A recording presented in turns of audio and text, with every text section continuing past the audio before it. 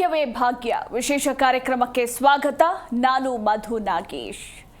ವೀಕ್ಷಕರೇ, ನಮ್ಮ ಇವತ್ತಿನ ಆರೋಗ್ಯವೇ ಭಾಗ್ಯ ಕಾರ್ಯಕ್ರಮದಲ್ಲಿ ನಿಮ್ಮೆಲ್ಲರಿಗೂ ವೆರಿಕೋಸ್ ವೇನ್ಸ್ ಅಂದರೆ ಉಬ್ಬಿರುವ ರಕ್ತನಾಳಗಳ ಕುರಿತಾಗಿ ಮಾತನಾಡೋದಕ್ಕೆ ಬಂದಿದ್ದೇವೆ. ಅಂದರೆ ಈ ಒಂದು ಸಮಸ್ಯೆ ಯಾಕೆ ಬರುತ್ತೆ, ಯಾರಲ್ಲಿ ಹೆಚ್ಚಾಗಿ ಕಾಣಿಸಿಕೊಳ್ಳುತ್ತೆ, ಇದರ ಲಕ್ಷಣಗಳೇನು, ಹಾಗೆ ಇದನ್ನು ಗುಣಪಡಿಸಿಕೊಳ್ಳೋದು ಹೇಗೆ ಅನ್ನೋದರ ಕುರಿತಾಗಿ ಸಂಪೂರ್ಣ ಮಾಹಿತಿಯನ್ನು ನಿಮ್ಮೆಲ್ಲರಿಗೂ ಕೂಡ ಡಾಕ್ಟರ್ ರಶ್ಮಿ ಅವರು ತಿಳಿಸ್ಕೊಡ್ತಾರೆ. ಮೊದಲಿಗೆ ಅವರನ್ನು ನಾವು ಕಾರ್ಯಕ್ರಮಕ್ಕೆ ವೆಲ್ಕಮ್ ಮಾಡೋಣ.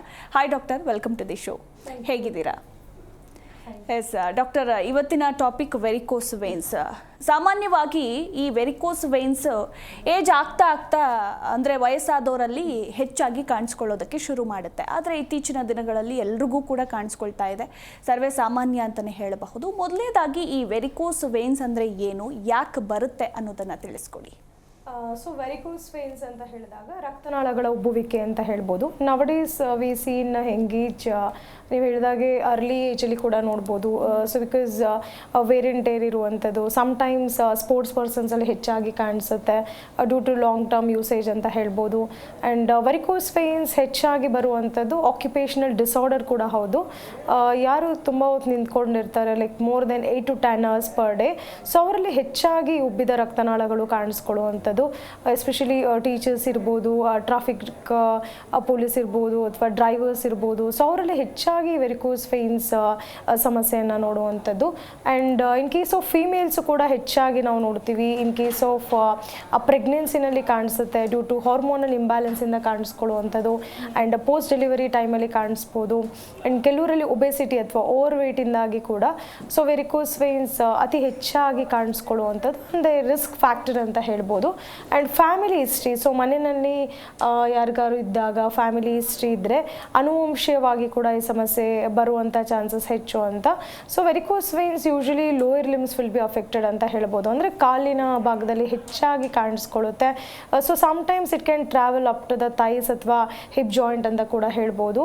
So if it is untreated it can lead to multiple complications, ತುಂಬ ಸಿವಿಯರ್ ಆಗಿ ಕಾಂಪ್ಲಿಕೇಶನ್ಸ್ಗೆ ಲೀಡ್ ಮಾಡ್ಬೋದು. ಆ್ಯಂಡ್ ಸೊ ಅದರಿಂದ ಹಲವಾರು ತೊಂದರೆಗಳನ್ನ ಫೇಸ್ ಮಾಡ್ತಾರೆ. ಸೊ ಸಮ್ಟೈಮ್ಸ್ ಎಮರ್ಜೆನ್ಸಿ ಸರ್ಜಿಕಲ್ ಕೂಡ ಚಾನ್ಸಸ್ ಇರುತ್ತೆ. ಸೊ ಹಾಗಾಗಿ ವೆರಿಕೋಸ್ ವೇನ್ಸ್ ಅಂತ ಬಂದಾಗ as though it is asymptomatic, ಅಂದರೆ ಯಾವುದೇ ರೀತಿ ರೋಗ ಲಕ್ಷಣಗಳು ಇರೋದಿಲ್ಲ. ಕೆಲವ್ರಿಗೆ ಕಾಲಿನಲ್ಲಿ ಉಬ್ಬಿದ ರಕ್ತನಾಳಗಳು ಅನ್ನೋದು ಬಿಟ್ಟರೆ ಸೊ ಅವರಲ್ಲಿ ಪೇಯ್ನ್ ಆಗಲಿ ಅಥವಾ ಹೆವಿನೆಸ್ ಆಗಲಿ ಸೊ ಯಾವುದೇ ರೀತಿ ಸಿಂಪ್ಟಮ್ಸ್ ಕಾಣೋದಿಲ್ಲ. ಹಾಗಾಗಿ ನೆಗ್ಲೆಕ್ಟ್ ಮಾಡೋದೇ ಹೆಚ್ಚು. ಆ್ಯಂಡ್ ಸೆಲ್ಫ್ ಮೆಡಿಕೇಶನ್ ಕೂಡ ಮಾಡ್ತಿರ್ತಾರೆ, ಲೈಕ್ ಮಸಾಜ್ ಆಯಿಲ್ಸ್ ಇರ್ಬೋದು, ಹಲವಾರು ಟ್ರೀಟ್ಮೆಂಟ್ ತೊಗೊಳ್ತಿರ್ತಾರೆ. ಸೊ ಅದರಿಂದ ಕಾಂಪ್ಲಿಕೇಶನ್ ಆಗೋದೇ ಹೆಚ್ಚು. ಸೊ ನೆಗ್ಲೆಕ್ಟ್ ಮಾಡ್ದೇ ಅರ್ಲಿ ಸ್ಟೇಜಸಲ್ಲೇ ತೋರಿಸ್ಕೊಂಡಾಗ ಸೊ ಡೆಫಿನೆಟ್ಲಿ ಆಗುವಂತಹ ಕಾಂಪ್ಲಿಕೇಶನ್ಸ್ನ ಕೂಡ ಪ್ರಿವೆಂಟ್ ಮಾಡ್ಬೋದು. ಡಾಕ್ಟರ್, ನೀವು ಹೇಳ್ತಾ ಇದ್ರಿ ಯಾರು 8 ಗಂಟೆಗಳಿಗಿಂತ ಹೆಚ್ಚು ಕಾಲ ನಿಲ್ತಾರೋ ಸೊ ಅವರಲ್ಲಿ ಈ ಒಂದು ವೆರಿಕೋಸ್ ವೇನ್ಸ್ ಹೆಚ್ಚಾಗಿ ಬರುತ್ತೆ ಅಂತ. ಆ್ಯಂಡ್ ಇದನ್ನು ಹೊರತುಪಡಿಸಿದರೆ ಬೇರೆಯವರಲ್ಲೂ ಕೂಡ ಈಗ ಕುತ್ಕೊಂಡು ಕೆಲಸ ಮಾಡೋರು, 9 to 6 ವರ್ಕ್ ಮಾಡೋರಿಗೂ ಕೂಡ ಈ ಒಂದು ಸಮಸ್ಯೆ ಇತ್ತೀಚಿನ ದಿನಗಳಲ್ಲಿ ಕಾಡೋದಕ್ಕೆ ಶುರುವಾಗಿದೆ. ಇದು ಯಾವ ರೀಸನ್ಗೆ, ಹಾಗೆ ಇದರ ಲಕ್ಷಣಗಳು ಹೇಗಿರುತ್ತೆ ಅಂತ? ಸೊ ಈಗ ವೆರಿಕೋಸ್ ವೇನ್ಸ್ ಹೆಚ್ಚಾಗಿ ಹೇಳ್ದಂಗೆ more than 8 to 10 hours per day long ಸ್ಟ್ಯಾಂಡಿಂಗಿಂದ ಬರುತ್ತೆ ಅಂತ ಹೇಳ್ಬೋದು. In some cases like long sitting ಇದ್ದರೂ ಕೂಡ ಸೊ ಅವರಲ್ಲಿ ಕಾಣಿಸುತ್ತೆ. ಬಟ್ ಹೆಚ್ಚಿನ ಮಟ್ಟಿಗೆ ನಾವು ನೋಡೋದಾದರೆ ಲೈಕ್ ಲಾಂಗ್ ರನ್ನಿಂಗ್ ಇರ್ಬೋದು ಅಥವಾ ಹೆಚ್ಚಾಗಿ ಯೂಸೇಜ್ ಮಾಡೋರಲ್ಲಿ ಕಾಣಿಸ್ಕೊಳ್ಳುವಂಥದ್ದು. ಆ್ಯಂಡ್ ಹೆಚ್ಚಾಗಿ ನಿಂತ್ಕೊಳ್ಳೋರಲ್ಲಿ ಕಾಣಿಸ್ಕೊಳ್ಳುವಂಥದ್ದು. ಸೊ ವೆರಿಕೋಸ್ ವೇನ್ಸ್ ಅಂತ ಹೇಳಿದಾಗ ಸೊ ರಕ್ತನಾಳಗಳಲ್ಲಿ ಒಂದು ಪ್ರೆಷರ್ ಬಿಲ್ಡಪ್ ಆಗ್ತಾ ಹೋಗುತ್ತೆ.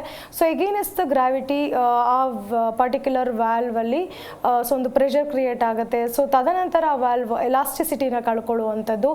ಸೊ ಹಾಗಾಗಿ ರಕ್ತನಾಳಗಳು ಉಬ್ಬುವಂಥ ಚಾನ್ಸಸ್ ಹೆಚ್ಚು ಅಂತಲೇ ಹೇಳ್ಬೋದು. ಸೊ ಇನಿಷಿಯಲ್ ಆಗಿ ಸ್ಪೈಡರ್ ವೇನ್ಸ್ ಅಂದರೆ ವೆಬ್ ಫಾರ್ಮೇಷನ್ ಅಥವಾ ಜೇಡ್ರಿಬಲ್ ಥರ ಕಾಣಿಸ್ಕೊಳ್ಳುತ್ತೆ. It may be bluish discoloration ಅಥವಾ ಪರ್ಪಲ್ ಡಿಸ್ಕಲರೇಷನ್ ಇರ್ಬೋದು ಅಥವಾ ಗ್ರೀನಿಶ್ ಡಿಸ್ಕಲರೇಷನ್ ಇರ್ಬೋದು. So depending upon the arterial ಅಥವಾ ವೀನಸ್ ಇನ್ವಾಲ್ವ್ಮೆಂಟ್ ಅದು ಹೆಚ್ಚಾಗಿ ಕಾಣಿಸುತ್ತೆ.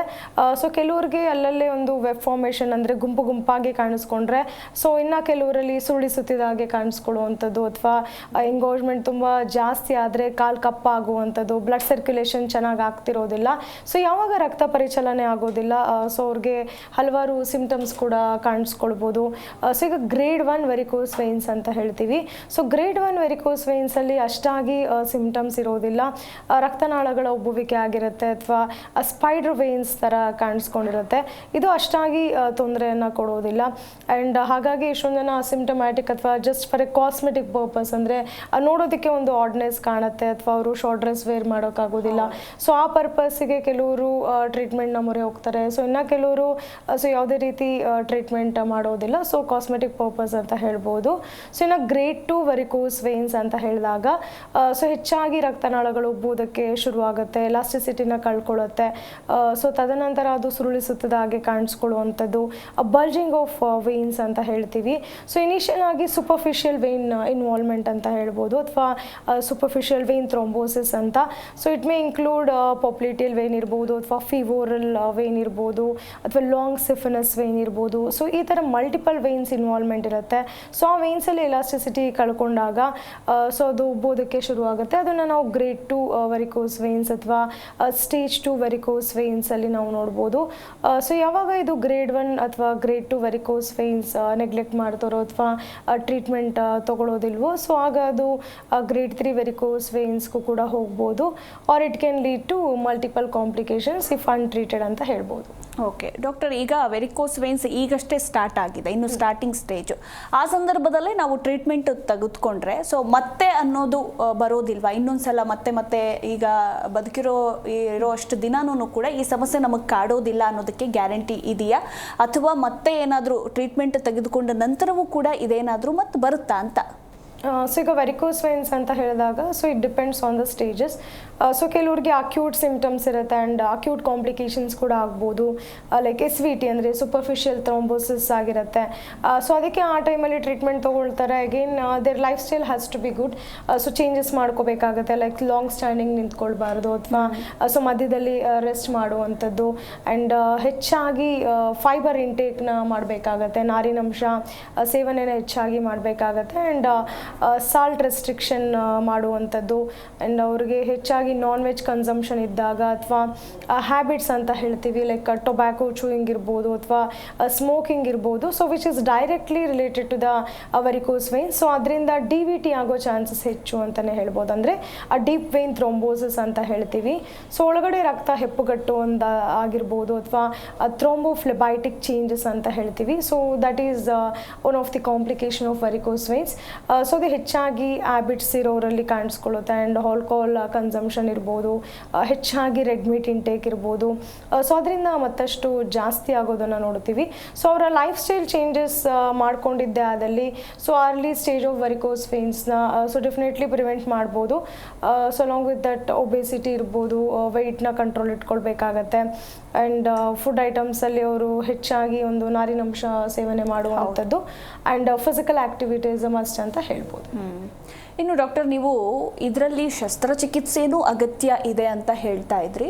ಸೊ ಇದು ಯಾವ ಸ್ಟೇಜಿಗೆ ಬಂದಾಗ, ಅಂದರೆ ಲಾಸ್ಟ್ ಸ್ಟೇಜ್ ಆಗಿದ್ದಾಗ ಏನಾದರೂ ಆಪರೇಷನ್ ಬೇಕಾಗುತ್ತಾ, ಅಥವಾ ಹೇಗೆ ಆಪರೇಷನ್ ಇಲ್ಲದೇ ಇದನ್ನು ಗುಣಪಡಿಸ್ಕೊಳ್ಳೋದಕ್ಕೆ ಸಾಧ್ಯ ಇಲ್ವಾ ಆಗಿದ್ರೆ? ಸೊ ಈಗ ವೆರಿಕೋಸ್ ವೇನ್ಸ್ ಅಂತ ಹೇಳಿದಾಗ ಸೊ ಕೆಲವ್ರಿಗೆ ಲೈಕ್ ಮೆಡಿಕಲ್ ಮ್ಯಾನೇಜ್ಮೆಂಟ್ ಮಾಡ್ಬೋದು, but in sometimes so it can lead to acute complications ಅಂತ ಕೂಡ ಹೇಳ್ಬೋದು. ಸೊ ಅಕ್ಯೂಟ್ ಕಾಂಪ್ಲಿಕೇಶನ್ಸ್ ಅಂತ ಹೇಳಿದಾಗ ಸೊ ಈಗ ವೆರಿಕೋಸ್ ವೇನ್ಸ್ ಜಾಸ್ತಿ ಪ್ರೆಷರ್ ಎಕ್ಸರ್ಟ್ ಆದಾಗ ಸೊ ಆ ಪರ್ಟಿಕ್ಯುಲರ್ ವೇನಲ್ಲಿ ಸಡನ್ ಆಗಿ ಬರ್ಸ್ಟ್ ಔಟ್ ಆಗೋ ಚಾನ್ಸಸ್ ಇರುತ್ತೆ. ಸೊ ಅದು ಓಪನ್ ಅಪ್ ಆಗ್ಬೋದು. ಸೊ ಸಡನ್ ಆಗಿ ಓಪನ್ ಅಪ್ ಆದಾಗ ಸೊ ಅದರಿಂದ ಸೊ ಬ್ಲಡ್ ಬರೋದು ಸ್ಟಾಪ್ ಆಗೋದಿಲ್ಲ. ಸೊ ಅಲ್ಲೇ ಅದು ಅವ್ರಿಗೆ ಹೆಚ್ಚಾಗಿ ಒಂದು ರಕ್ತಸ್ರಾವ ಆಗುವಂಥದ್ದು, ಸೊ ಬ್ಲೀಡಿಂಗ್ ಡಿಸಾರ್ಡರ್ ಕೂಡ ಆಗ್ಬೋದು. ಸೊ ಅದು one of the acute complications ಅಂತ ಹೇಳ್ಬೋದು. ಸೊ ಇನ್ನು ಕೆಲವರಲ್ಲಿ ಕ್ರಾನಿಕ್ ಕಾಂಪ್ಲಿಕೇಶನ್ಸ್ ಅಂತ ಹೇಳ್ತೀವಿ, ಅಂದರೆ ತುಂಬ ದಿವಸದಿಂದ ಅವರು ಸಫರ್ ಆಗ್ತಿರ್ತಾರೆ. ಸೊ ಇಚ್ಚಿಂಗ್ ಇರ್ಬೋದು, ಸೊ ಅಥವಾ ವೆರಿಕೋಸ್ ಎಕ್ಸಿಮಾ ಅಂತ ಹೇಳ್ತೀವಿ, ಅಲ್ಲಲ್ಲೇ ಗಾಯ ಆಗೋದನ್ನು ನೋಡ್ಬೋದು. ಆ್ಯಂಡ್ ಒಂದು ಬ್ಲಡ್ ಕ್ಲಾಟ್ಸ್ ತುಂಬ ಜಾಸ್ತಿ ಆದಾಗ ಸೊ ಕಾಲು ಕಪ್ಪಾಗೋದನ್ನು ನೋಡುವಂಥದ್ದು. ಸೊ ಈ ರೋಗ ಲಕ್ಷಣಗಳು ಹೆಚ್ಚಾಗಿರುತ್ತೆ. ಆ್ಯಂಡ್ ಇನ್ ಕೇಸ್ ಆಫ್ ಫೀಮೇಲ್ಸಲ್ಲಿ ಕೂಡ ನಾವು ನೋಡಿದಾಗ ಸೊ ಪ್ರೆಗ್ನೆನ್ಸಿನಲ್ಲಿ ಕ್ವೈಟ್ ಕಾಮನ್ ಆಗಿ ಬರುವಂಥದ್ದು ಸೊ ಹಾರ್ಮೋನಲ್ ಚೇಂಜಸ್ ಅಂತ ಕೂಡ ಹೇಳ್ಬೋದು. ಸೊ ಯಾವಾಗ ಒಂದು ಹಾರ್ಮೋನಲ್ ಇಂಬ್ಯಾಲೆನ್ಸ್ ಆಗುತ್ತೋ ಅಥವಾ ಅವರಲ್ಲಿ ಒಂದು ಬ್ಲಡ್ ವೆಸಲ್ಸ್ ರಿಲ್ಯಾಕ್ಸಿಂಗ್ ಸ್ಟೇಟಲ್ಲಿ ಬಂದಾಗ ಸೊ ಕೆಲವು ಹಾರ್ಮೋನ್ಸ್ ಉತ್ಪತ್ತಿ ಆಗುತ್ತೆ. ಸೊ ಅದರಿಂದ ವೆರಿಕೋಸ್ ವೇನ್ಸ್ ಬರೋ ಚಾನ್ಸಸ್ ಹೆಚ್ಚು ಅಂತಲೇ ಹೇಳ್ಬೋದು.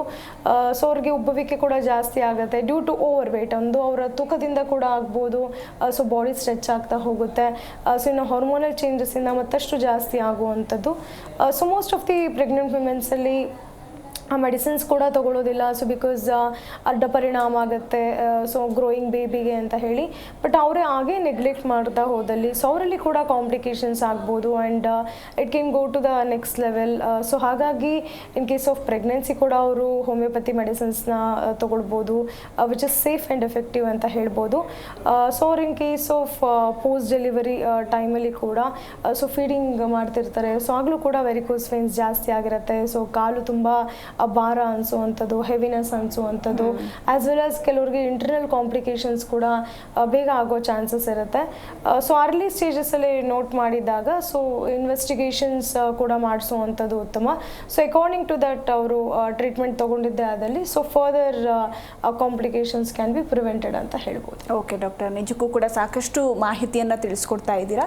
ಎಸ್ ವೀಕ್ಷಕರೇ, ನಿಮಗೂ ಕೂಡ ಈ ವೆರಿಕೋಸ್ ವೇನ್ಸ್ ಪ್ರಾಬ್ಲಮ್ ಇದ್ದರೆ ಡಾಕ್ಟರ್ ಹತ್ರ ಮಾತಾಡಬೇಕು ಅಂತ ಅನಿಸಿದ್ರೆ ನೇರವಾಗಿ ನೀವು ಕರೆ ಮಾಡಿ ಲೈವ್ನಲ್ಲಿ ಮಾತನಾಡಬಹುದು. ಕೇವಲ ವೆರಿಕೋಸ್ ವೇನ್ಸ್ ಸಮಸ್ಯೆ ಇದ್ದರೆ ಮಾತ್ರ ಅಲ್ಲ, ಬೇರೆ ಆರೋಗ್ಯ ಸಮಸ್ಯೆಗಳಿದ್ರೂ ಕೂಡ ನೀವು ಡಾಕ್ಟರ್ ಹತ್ರ ಮಾತಾಡಬಹುದು. ಎಸ್ ಡಾಕ್ಟರ್, ಮತ್ತೊಂದು ಕಡೆ ಈ ಒಂದು ವೆರಿಕೋಸ್ ವೇನ್ಸ್ ಪ್ರಾಬ್ಲಮ್ ಯಾರಲ್ಲಿ ಹೆಚ್ಚಾಗಿ ಕಂಡು ಬರುತ್ತೆ? ಅಂದರೆ ಮೆನ್ನಲ್ಲ ವುಮೆನ್ನಲ್ಲ ಆ ರೀತಿ ಏನಾದರೂ ಇದೆಯಾ ಅಥವಾ ಇಬ್ಬರಲ್ಲೂ ಹೆಚ್ಚಾಗಿ ಕಂಡು ಬರುತ್ತಾ ಅಂತ? So nowadays we see in both sexes ಹೆಚ್ಚಾಗಿ ನೋಡ್ತೀವಿ ಇಬ್ಬರಲ್ಲೂ ಕೂಡ. ಸೊ ಅದರಲ್ಲಿ ಫೀಮೇಲ್ಸಲ್ಲಿ ಇನ್ ಕೇಸ್ ಆಫ್ ಅಂದರೆ ಹಾರ್ಮೋನಲ್ ಚೇಂಜಸ್ ಇದ್ದಾಗ ಲೈಕ್ ಪ್ರೆಗ್ನೆನ್ಸಿ ಸ್ಟೇಜಸ್ಸಲ್ಲಿರ್ಬೋದು ಅಥವಾ ಪೋಸ್ಟ್ ಮೆನೋಪೋಸಲ್ ಸ್ಟೇಜಸ್ಸಲ್ಲಿರ್ಬೋದು. ಸೊ ಅವರಲ್ಲಿ ಕ್ವೈಟ್ ಕಾಮನ್ ಆಗಿ ಕಾಣಿಸ್ಕೊಳ್ಳುವಂಥದ್ದು. ಸೊ ಅಂದರೆ ಮುಟ್ಟು ನಿಲ್ಲುವ ಸಂದರ್ಭದಲ್ಲಿ ಕೂಡ ವೆರಿಕೋಸ್ ವೇನ್ಸ್ ಅತಿ ಹೆಚ್ಚಾಗಿ ಕಾಣಿಸುತ್ತೆ.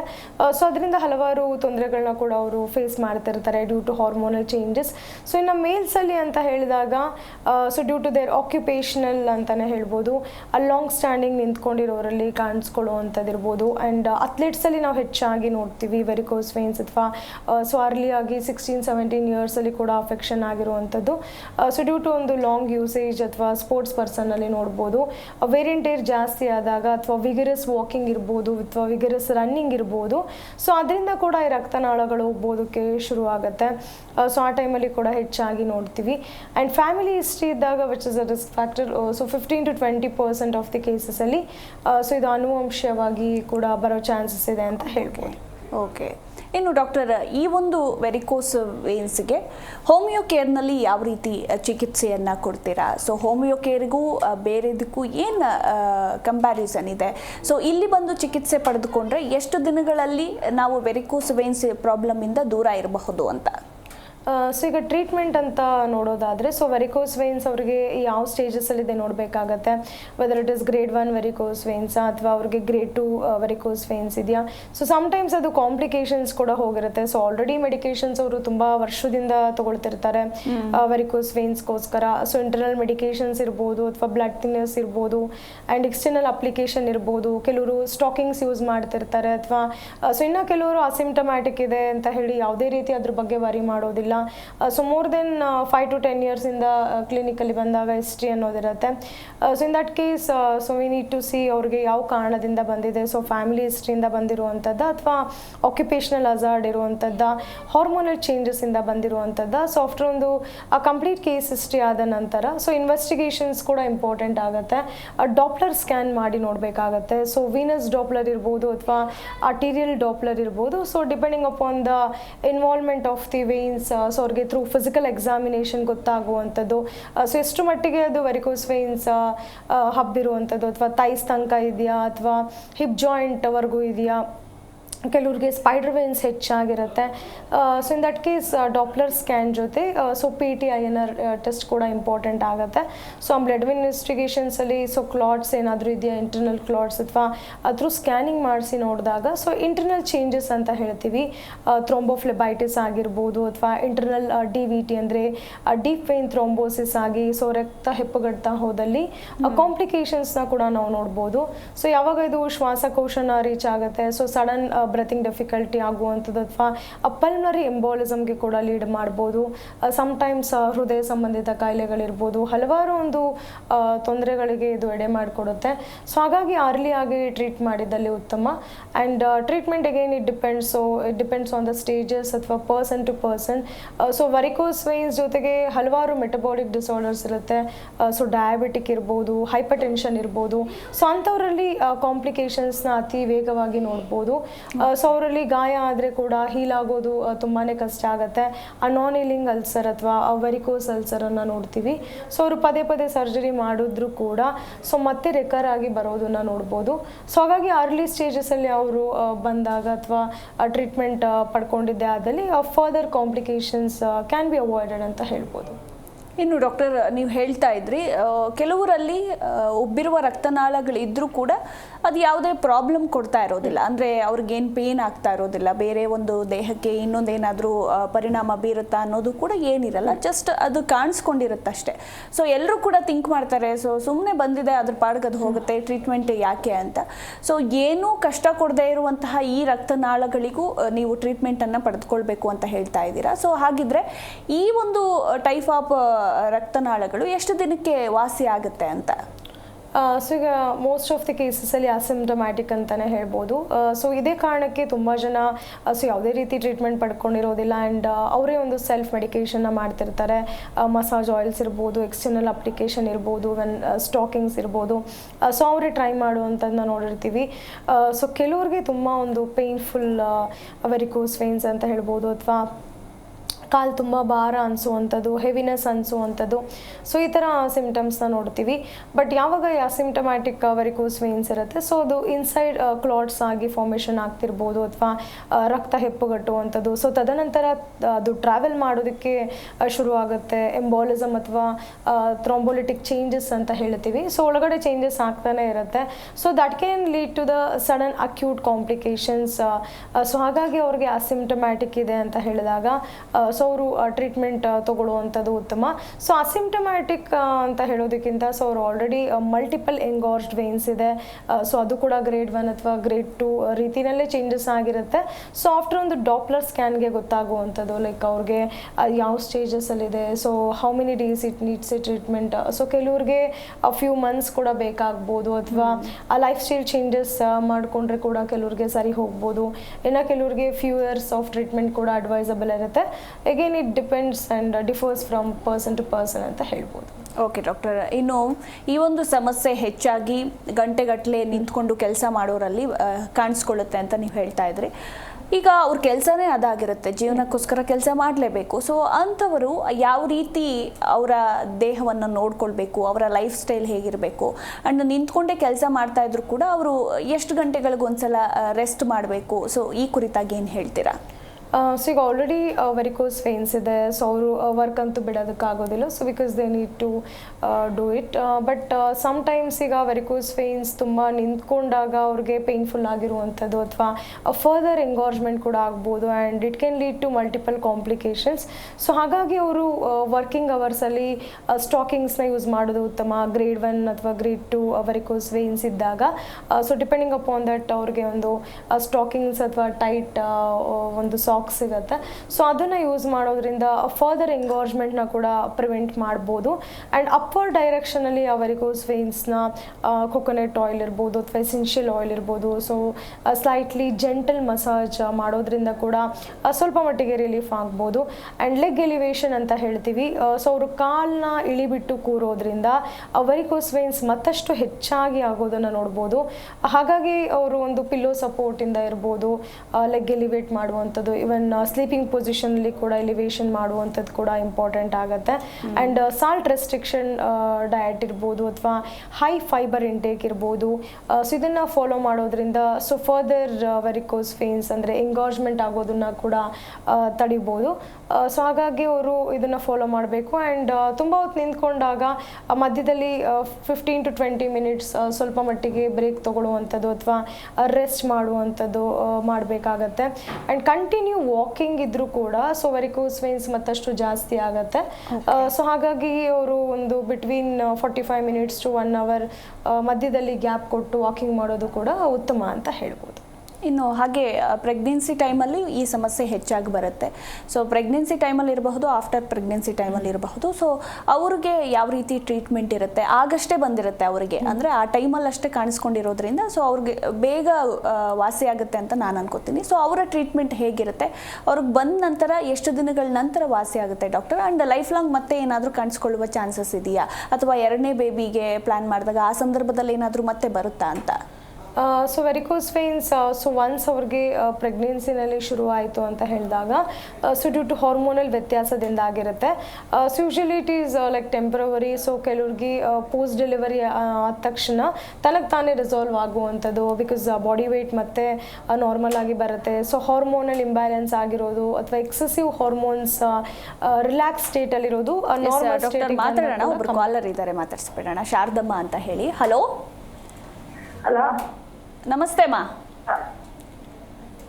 ಎಲ್ಲಿಂದ ಕರೆ ಮಾಡಿದ್ದೀರಾ? ನಾವು ಕೊಳ್ಳದಿಂದ ಮೇಡಮ್. ಓಕೆ, ಡಾಕ್ಟರ್ ಇದ್ದಾರೆ, ಮಾತಾಡಿ. ಹಲೋ ಹಲೋ ನಮಸ್ತೆ ಅಮ್ಮ, ಹೇಳಿ. ಹಲೋ ನಮಸ್ತೆ ಮೇಡಮ್. ನಮ್ಮ ಹೆಸರು ಶಾರದಮ್ಮ ಅಂತ. 70 ವರ್ಷ ವಯಸ್ಸಾಗಿದೆ. ಓಕೆ. ನಡೆಯಕ್ಕಾಗಲ್ಲ ಮೇಡಮ್. ಹೆಚ್ಚಿಗೆ ಹಸಿರು ನರ ಜಾಸ್ತಿ ಅಂದ್ರೆ ದಪ್ಪಕ್ಕಿಲ್ಲ, ಸಣ್ಣಕ್ಕೆ ಹಂಗೆ ನರ. ಓಕೆ. ವಾಯ್ ತರ ನಡೆಯಕ್ಕೆ ಆಗಲ್ಲ ಮೇಡಮ್ ಹೆಚ್ಚಿಗೆ. ಅದಕ್ಕೆ ಏನ್ ಮಾಡ್ಬೇಕು ಅಂತ. ಟ್ರೀಟ್ಮೆಂಟ್ ಏನಾದರೂ ತಗೊಂಡಿದ್ದೀರಾ ಅಮ್ಮ? ಸ್ಕ್ಯಾನ್ ಮಾಡಿಸಿರುವಂಥದ್ದ? ಸ್ಕ್ಯಾನ್ ಗೀನ್ ಎಲ್ಲ ಮಾಡಿದೆ ಮೇಡಮ್, ಏನು ಇಲ್ಲ. ಓಕೆ. ಎಲ್ಲ ಮಾಡ್ಸಿದೀನಿ, ಅಂದ್ರೆ ಹಸಿರು ನರ ವಾಯಿ, ಅದಕ್ಕೆ ಯಾರು ಸ್ಟೇಟ್ಮೆಂಟ್ ಕೊಟ್ಟೇ ಇಲ್ಲ. ಓಕೆ, ನೋಡಿ ಈಗ ಸ್ಕ್ಯಾನ್ ಕೂಡ ಮಾಡಿಸಿದ್ದೀರಾ ಅಂತ ಹೇಳ್ತಿದ್ದೀರಾ. ಸೊ ವೆರಿಕೋಸ್ ವೇನ್ಸ್ ಹಲವಾರು ಕಾರಣಗಳಿಂದ ಬರುತ್ತೆ. ಫೀಮೇಲ್ಸಲ್ಲಿ ಈಗ ಹಾರ್ಮೋನಲ್ ಚೇಂಜಸ್ಸಿಂದ ಬರ್ಬೋದು, ಅಥವಾ ಲಾಂಗ್ ಸ್ಟ್ಯಾಂಡಿಂಗ್ ಅಂದರೆ ನೀವು ತುಂಬ ಹೊತ್ತು ನಿಂತ್ಕೊಂಡು ಕೂಡ ಕೆಲಸ ಮಾಡೋದ್ರಿಂದ ಸೊ ರಕ್ತನಾಳಗಳು ಉಬ್ಬುವುದು ಕೂಡ ಚಾನ್ಸಸ್ ಇರುತ್ತೆ. ಆ್ಯಂಡ್ ನಿಮ್ಮ ಲೈಫ್ ಸ್ಟೈಲ್ ಚೆನ್ನಾಗಿಲ್ಲ, ಅದರಿಂದ ಕೂಡ ಬರ್ಬೋದು. ಸೊ ಒಂದ್ಸರಿ ನೀವು ನಿಯರೆಸ್ಟ್ ಬ್ರಾಂಚಿಗೆ ವಿಸಿಟ್ ಮಾಡಿ ನಿಮ್ಮ ಪ್ರೀವಿಯಸ್ ರಿಪೋರ್ಟ್ಸ್ ಸ್ಕ್ಯಾನ್ ಕೂಡ ಮಾಡಿದ್ದೀರಾ ಅಂತ ಹೇಳ್ತಿದ್ದೀರಾ. ಸೊ ಅದನ್ನು ತೊಗೊಂಡು ವಿಸಿಟ್ ಮಾಡಿ. ಆಫ್ಟರ್ ಒಂದು ಕಂಪ್ಲೀಟ್ ಕೇಸ್ ಹಿಸ್ಟ್ರಿ ಆದ ನಂತರ ಸೊ ನಿಮಗೆ ರೂಲ್ ಔಟ್ ಮಾಡಬೇಕಾಗತ್ತೆ ಸೊ ಯಾವ ಕಾರಣದಿಂದ ಬಂದಿದೆ ಅಂತ. ಹೋಮಿಯೋ ಕೇರ್ನಲ್ಲಿ ನಿಮಗೆ ಕಾನ್ಸ್ಟಿಟ್ಯೂಷನಲ್ ಮೆಡಿಕೇಶನ್ಸ್ನ ಕೊಡಲಾಗುತ್ತೆ. ಸೊ ಇದರಿಂದ ಫರ್ದರ್ ಕಾಂಪ್ಲಿಕೇಶನ್ಸ್ನ ಕೂಡ ಅವಾಯ್ಡ್ ಮಾಡ್ಬೋದು. ಸೊ ಒಂದ್ಸರಿ ನೀವು ನಿಯರೆಸ್ಟ್ ಬ್ರಾಂಚಿಗೆ ವಿಸಿಟ್ ಮಾಡಿ ಮಾ.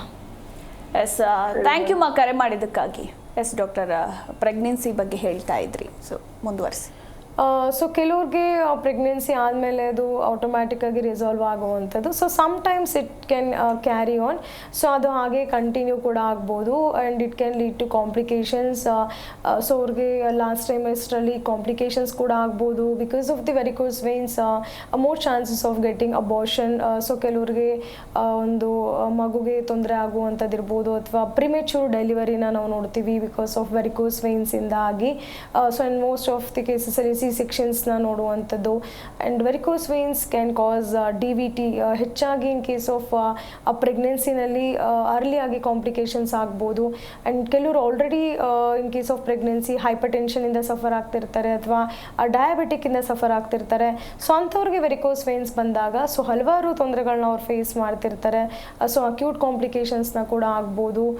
ಸೊ ಹಾಗಾಗಿ ಅವರು ತುಂಬಾ ಕೇರ್ ಮಾಡಬೇಕಾಗತ್ತೆ ಇನ್ ಕೇಸ್ ಆಫ್ ಪ್ರೆಗ್ನೆನ್ಸಿನಲ್ಲಿ ವೆರಿಕೋಸ್ ವೇನ್ಸ್ ಬಂದಾಗ. ಆ್ಯಂಡ್ ಪೋಸ್ಟ್ ಡೆಲಿವರಿ ನಂತರ ಕೂಡ ಅದು ಹಾಗೆ ಕಂಟಿನ್ಯೂ ಆಗ್ಬೋದು. And it can lead to varicose eczema, ಅಲ್ಲಲ್ಲೇ ಗಾಯ ಆಗುವಂಥದ್ದಾಗಿರ್ಬೋದು, ಅಥವಾ ವೆರಿಕೋಸ್ ಅಲ್ಸರ್ ಅಂತ ಹೇಳ್ತೀವಿ, ಅಥವಾ ಹುಣ್ಣಾಗೋ ಚಾನ್ಸಸ್ ಇರುತ್ತೆ.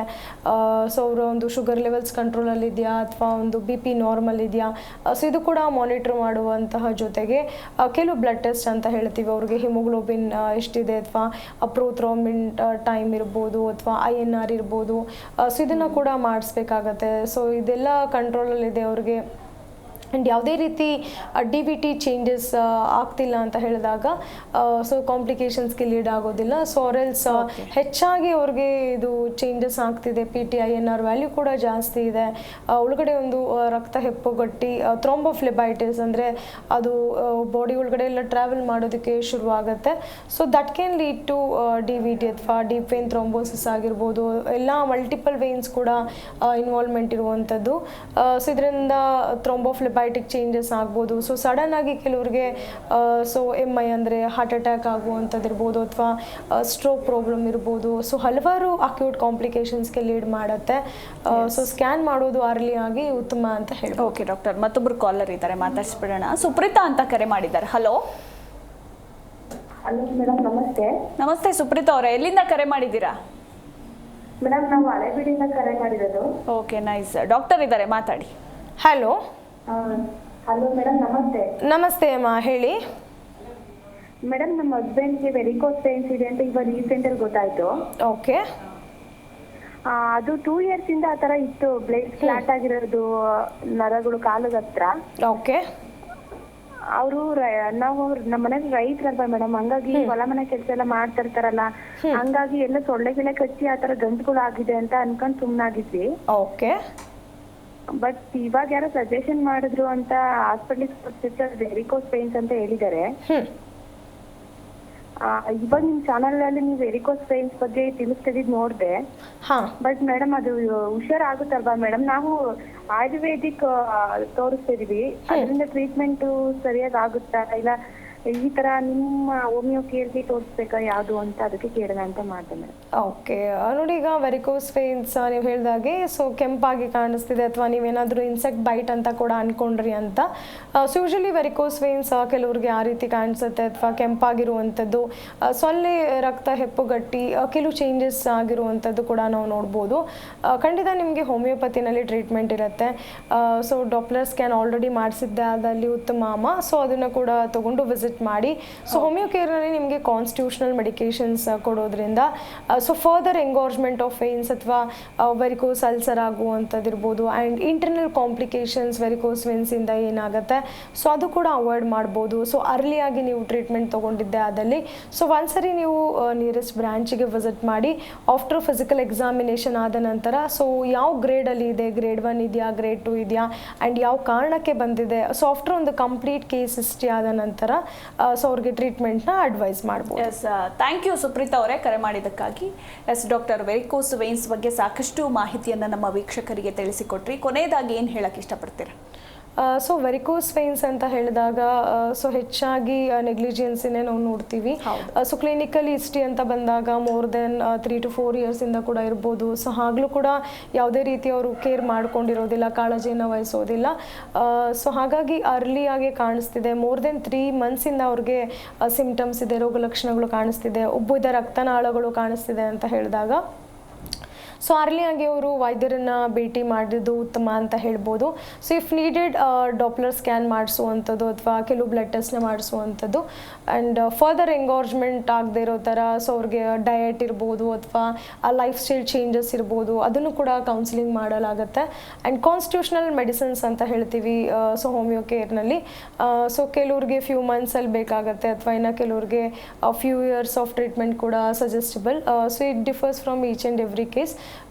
ಸೊ ಅದ್ರ ಜೊತೆಗೆ ಅವರ ಲೈಫ್ ಸ್ಟೈಲ್ನ ಚೆನ್ನಾಗಿಟ್ಕೊಳ್ಬೇಕಾಗತ್ತೆ. ವೆಯ್ಟ್ ಮ್ಯಾನೇಜ್ಮೆಂಟ್ ಇರ್ಬೋದು ಅಥವಾ ಒಂದು ನಾರಿನಂಶ ಹೆಚ್ಚಾಗಿ ಇಂಟೇಕ್ ಮಾಡುವಂಥದ್ದು ಫಾಲೋ ಮಾಡೋದು ಉತ್ತಮ ಅಂತ ಹೇಳ್ಬೋದು. Thank you doctor, thank you so much. Thank you. Yes ವೀಕ್ಷಕರೇ, ನೋಡಿದ್ರಲ್ಲ, ಸೊ ನಿಮಗೂ ಕೂಡ ವೆರಿಕೋಸ್ ವೇನ್ಸ್ ಪ್ರಾಬ್ಲಮ್ ಇದೆ, ಹಾಗೆ ಇತರೆ ಆರೋಗ್ಯ ಸಮಸ್ಯೆ ಇದೆ ಅಂತಂದರೆ ತಪ್ಪದೆ ಹೋಮಿಯೋ ಕೇರ್ಗೆ ಭೇಟಿ ಕೊಡಿ, ಆದಷ್ಟು ಬೇಗ ಗುಣಮುಖರಾಗಿ ಅಂತ ಹೇಳ್ತಾ ನಾನು ಈ ಕಾರ್ಯಕ್ರಮವನ್ನು ಮುಗಿಸ್ತಾ ಇದ್ದೀನಿ. ನೋಡ್ತಾ ಇರಿ ಜೀ ಕನ್ನಡ ನ್ಯೂಸ್, ಸತ್ಯವೇ ಸುದ್ದಿಯ ಜೀವಾಳ. ವಾಸಿಯಾಗದ ಆರೋಗ್ಯ ಸಮಸ್ಯೆ ನಿಮ್ಮನ್ನ ಕಾಡ್ತಿದೆಯಾ? ಹಾಗಿದ್ರೆ ಚಿಂತೆ ಬಿಡಿ, ನಮ್ಮ ಹೋಮಿಯೋ ಕೇರ್ಗೆ ಬನ್ನಿ. ಹೋಮಿಯೋ ಕೇರ್ ಇಂಟರ್ನ್ಯಾಷನಲ್ ಹಲವು ಆರೋಗ್ಯ ಸಮಸ್ಯೆಗಳಿಗೆ ಸಿಗಲಿದೆ ಸೂಕ್ತ ಪರಿಹಾರ. ನೇರ ಭೇಟಿಗೆ ಸಂಪರ್ಕಿಸಿ 9550001133 1800 10811212.